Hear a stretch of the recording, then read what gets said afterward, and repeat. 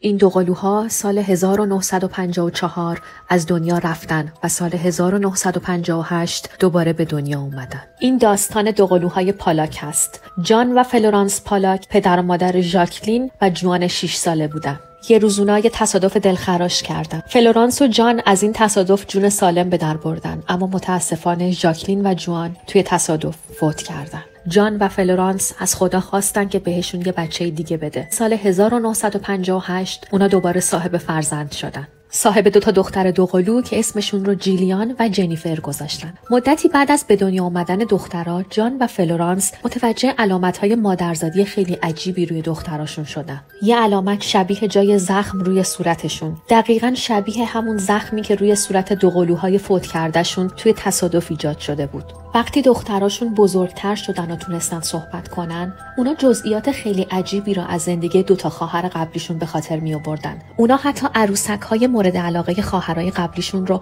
از بین کلی عروسک تشخیص دادن و دقیقاً به همون اسمی که خواهراشون اونا رو صدا می‌کردن، عروسک‌ها رو صدا می‌زدن. اما از همه اینا عجیبتر این بود که هر دوی اونا اون تصادف وحشتناک رو با جزئیات به خاطر می آوردن و به خاطر همین هم یه فوبیای خیلی شدید و عجیب نسبت به سوار شدن به ماشین داشتن. ما هر روز عجیبترین ماجراهای دنیا رو براتون تعریف می‌کنیم. حتما پرشین پلاس رو دنبال کنید.